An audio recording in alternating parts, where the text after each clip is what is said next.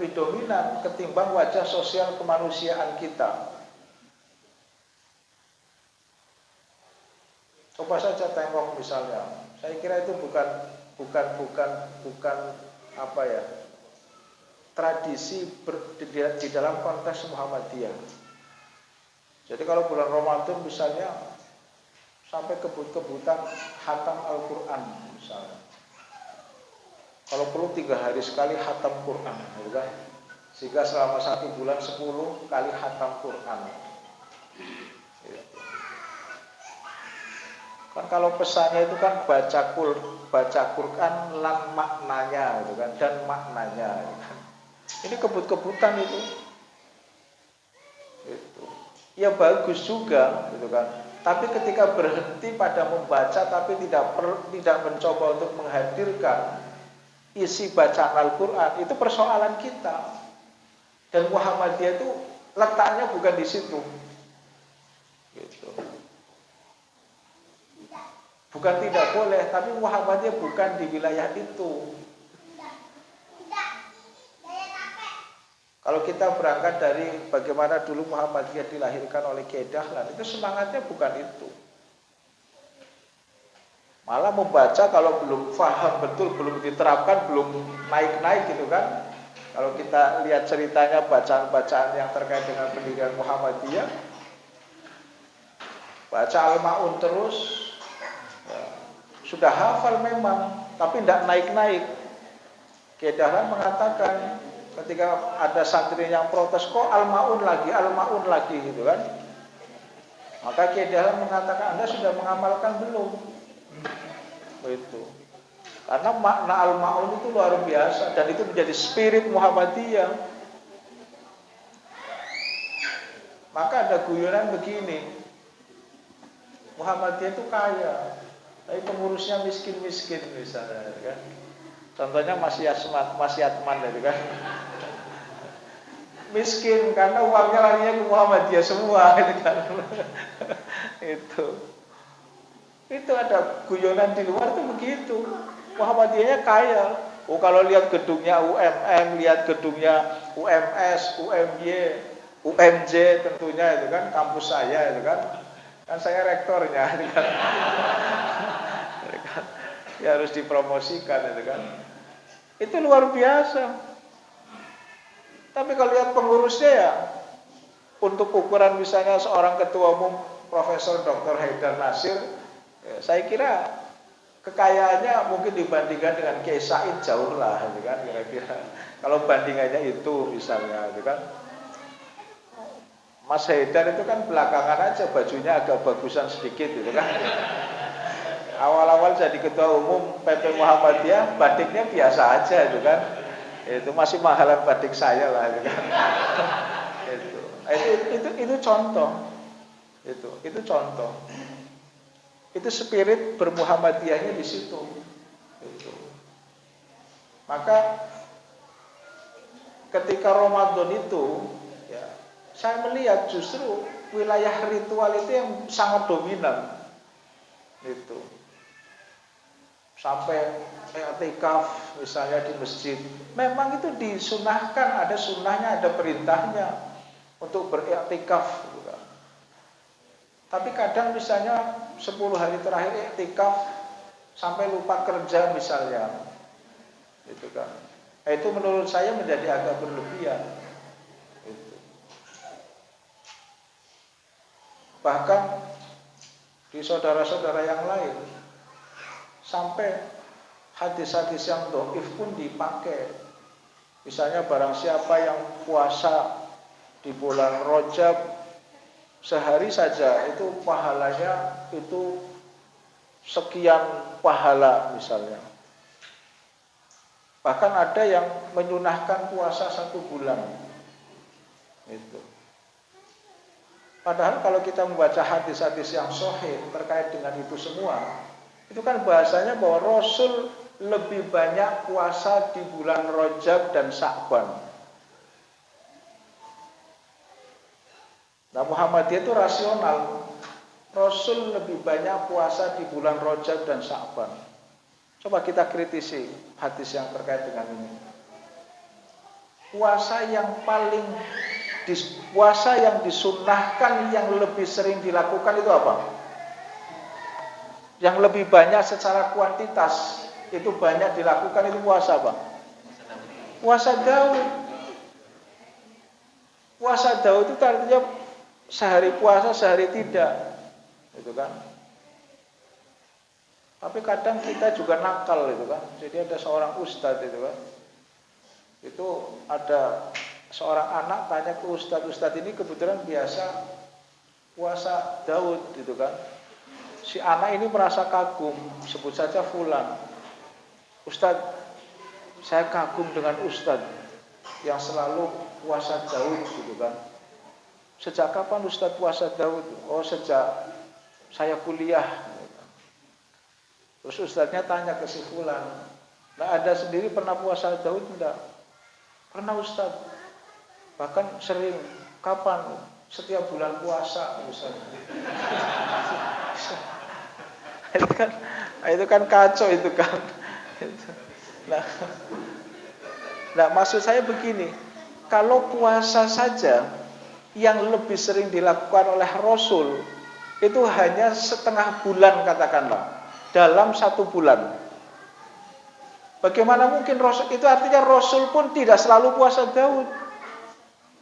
Kan kalau lebih sering dilakukan kan Rasul hanya puasa Daud. Artinya Rasul juga tidak selalu puasa Daud. Itu kan logikanya kan begitu.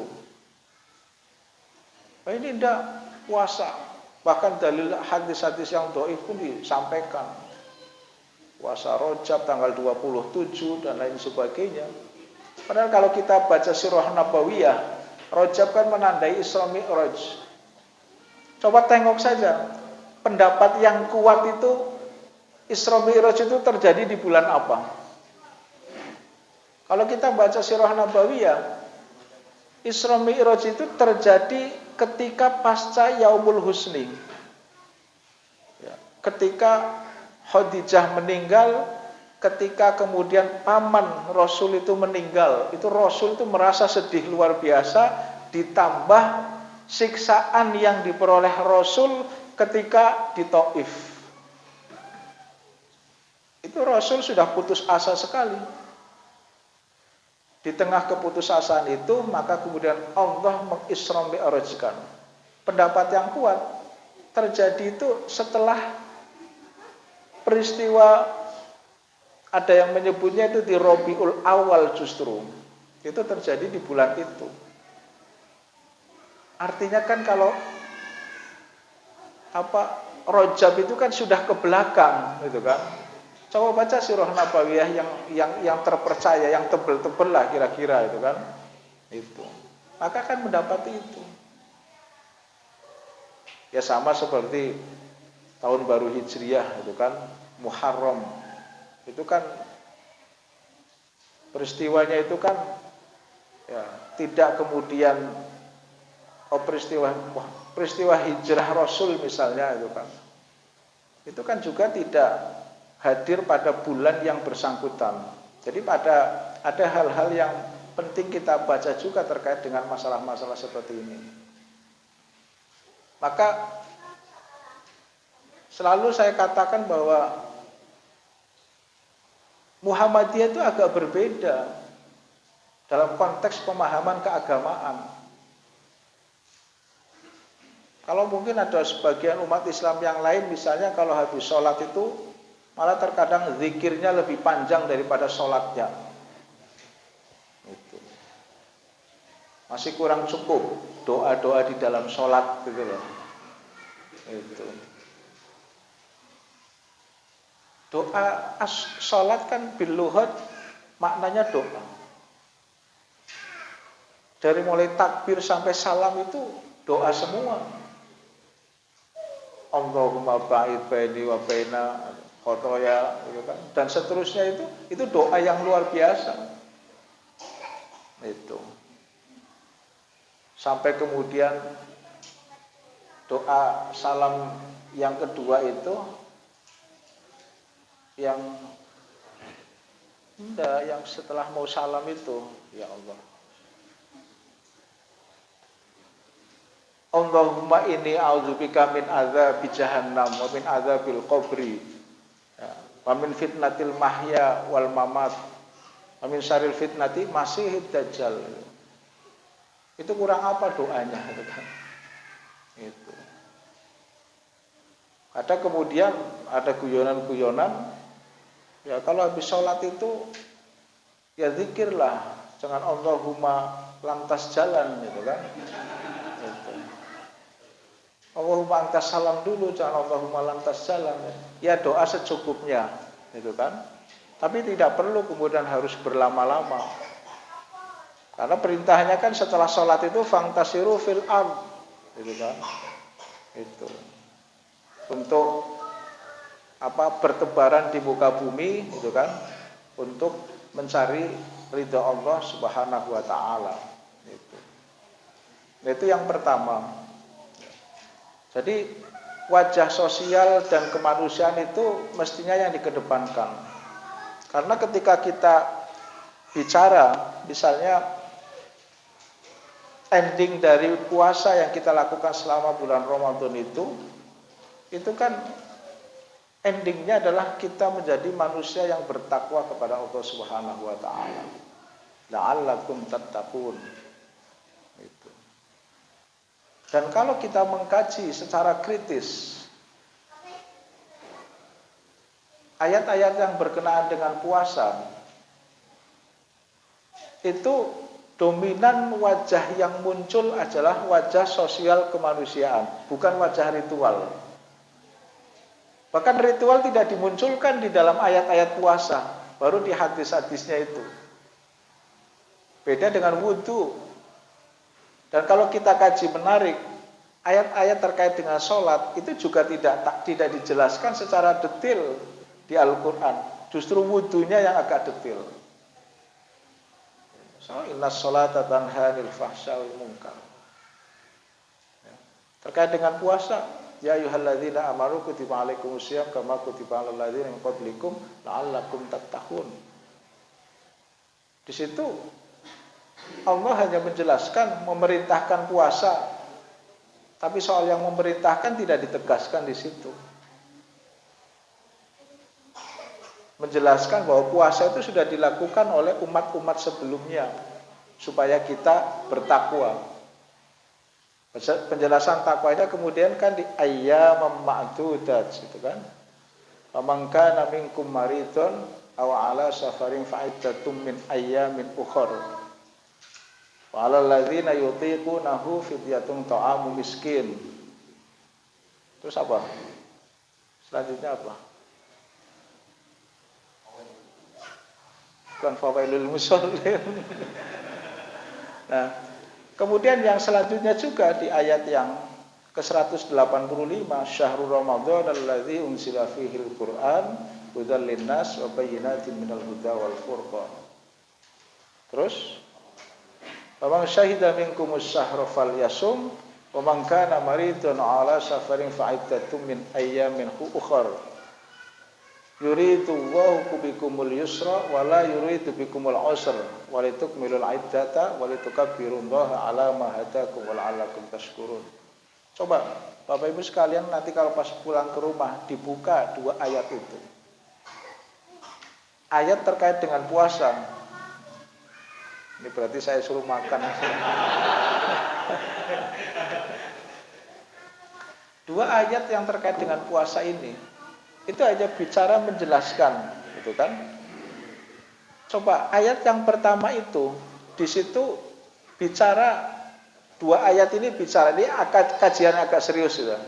Dua ayat ini bicara, itu kan, soal bagaimana Allah memberikan rukhsah, keringanan kepada orang yang marid. Faman kana maridun ala safarin fa'iddatum min ayyamin ukhra. Gitu ya. Bicara soal orang yang sakit dan bicara orang yang sedang dalam perjalanan. Tapi di ayat 184 itu di situ bahasanya kalau kita kemudian dalam posisi sakit, atau dalam perjalanan, maka kita boleh tidak melaksanakan puasa dan menggantinya di waktu yang lain. Waktu yang lain, sebagian besar mufassir itu ya menafsirkan dalam konteks 1 tahun itu, bukan di tahun depan, gitu kan. Udahlah saya mau puasa mengganti yang saya safar atau sakit 5 tahun sekali aja, nanti sekalian, gitu kan. Nah itu, tapi di dalam tahun yang bersangkutan itu. Maka kita disuruh mengganti. Tapi di ayat 184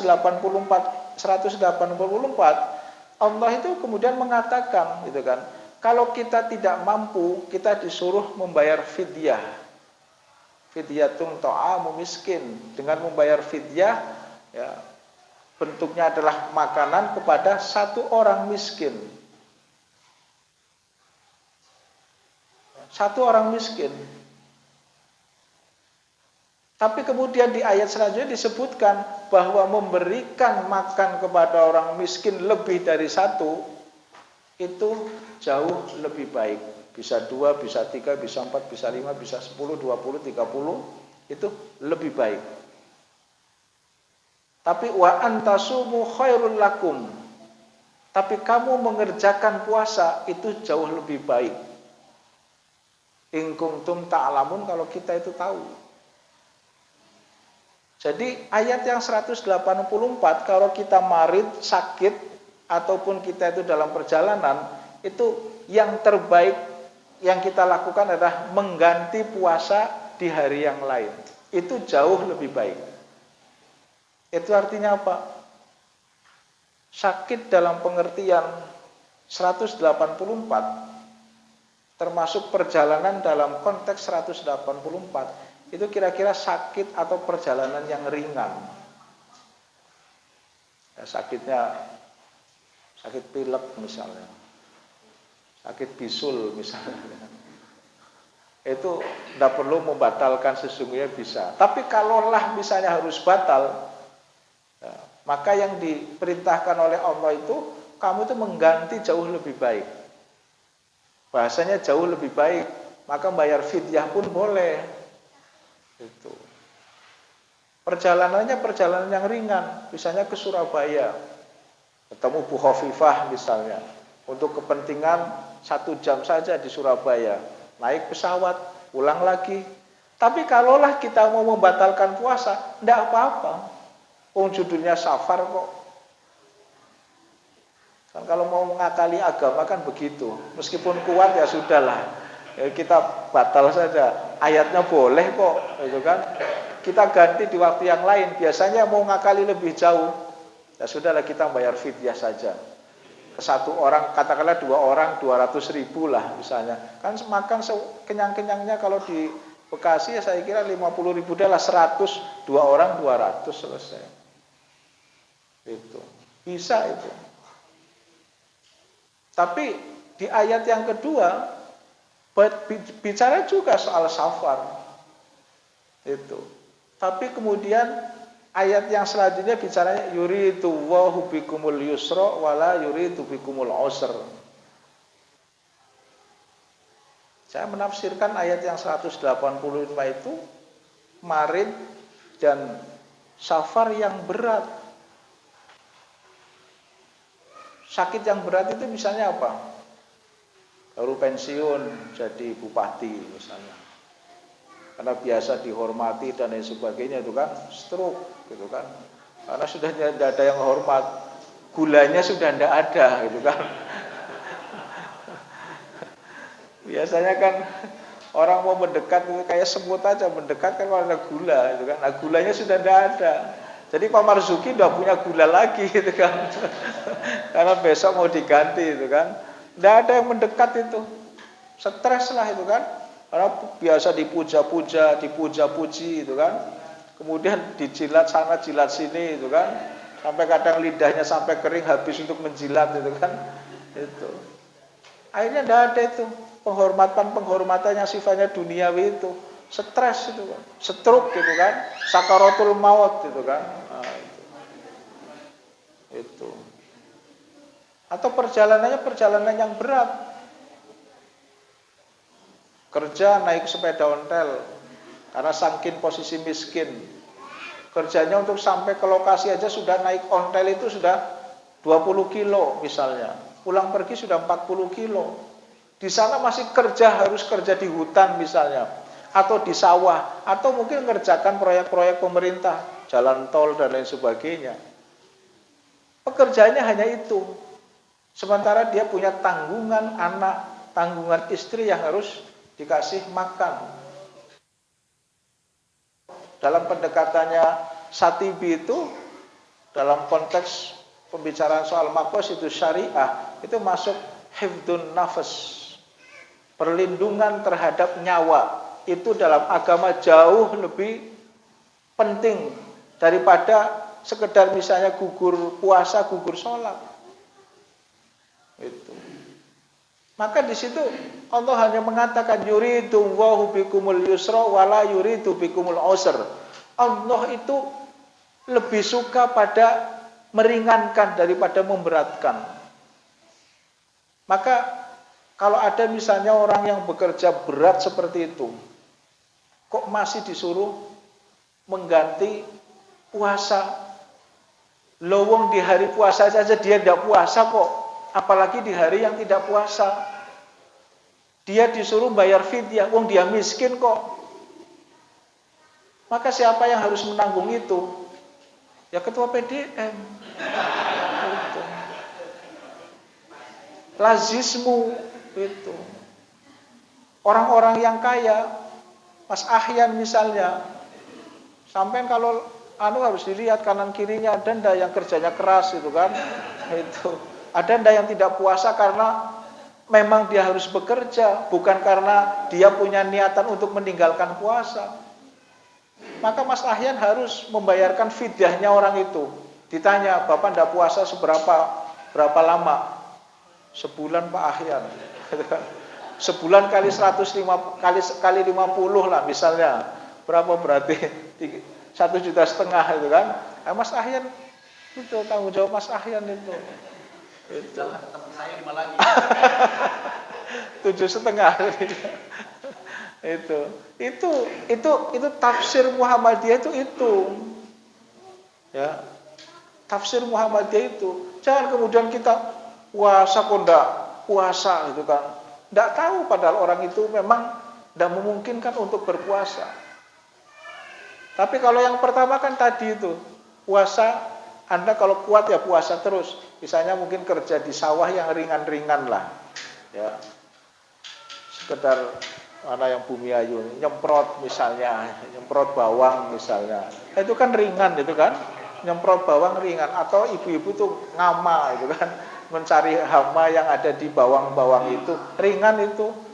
Jam zuhur juga sudah selesai. Itu rasanya kalau puasa tetap bisa. Tapi kalau nyangkul, nyari pohon di hutan misalnya, nebang pohon, atau kerja di jalan tol, kerja di gedung-gedung pencakar langit misalnya. Kalau ditanya mereka, ya insya Allah saya kepenginnya puasa, tapi rasanya tidak mungkin. Gitu kan. Jadi saya berharap ini tafsir Muhammadiyahnya begitu. Pendekatannya lebih pada sosial dan kemanusiaan. Ya. Tadi misalnya ayat yang saya baca, wasari'u ila maghfiratin mir rabbikum wa jannatin 'arduha as-samawati wal ard u'iddat lil muttaqin. Apa itu takwa itu? Penjelasannya sosial kemanusiaan juga. Alladzina yunfikuna fis sarra'i wad dharra. Kita itu diminta untuk menafkahkan harta kita, baik di waktu lapang maupun tidak ada. Itu kan? Wal kadhiminal ghaid, gitu kan? Menahan amarah kita, gitu kan? Kita bukan tidak boleh marah, tapi marah kita ditahan, gitu kan? Misalnya mau marah sama istri ditahan dulu, gitu kan? Baru nanti di kamar itu baru teriak-teriak sendiri, gitu kan? Wal kadhiminal ghaid wal 'afina 'anil nas. Gampang memberikan maaf kepada orang lain. Allah yuhibbul muhsinin. Allah itu sangat suka orang-orang yang seperti itu. Seperti itu tuh apa? Ya tadi 3 hal. Menafkahkan hartanya. Dan ayat Al-Quran itu semangatnya semangat Muhammadiyah loh. Ketika bicara soal nafkah, menafkahkan harta, itu bi amwalihim wa anfusihim. Bi amwalikum wa anfusikum. Bukan wa anfusikum bi amwalikum, enggak. Itu. Yang dikedepankan dulu bi amwalihim, bi amwalikum. Bukan bi anfusikum. Disuruh kerja bakti di masjid, disuruh misalnya ada masjid sedang dibangun gitu kan. Meskipun banyak uang sesungguhnya, saya mah mau nyumbang jiwa raga saya dulu lah gitu kan. Hartanya tidak mau keluar. Itu. Padahal pesan Al-Quran itu dengan hartamu atau anfusikum, dengan badan kita. Saya mau bantu lewat tenaga saya untuk ngecor gitu kan. Uangnya tidak mau keluar. Nah, itu bukan Muhammadiyah itu. Itu. Kan yang saya pernah sampaikan itu ya, kan beda Muhammadiyah dengan yang lainnya itu. Kalau Muhammadiyah itu kalau zikir itu subhanallah itu keluar subhanallah, subhanallah, subhanallah. Kalau yang lain itu subhanallah, subhanallah, tarik gitu.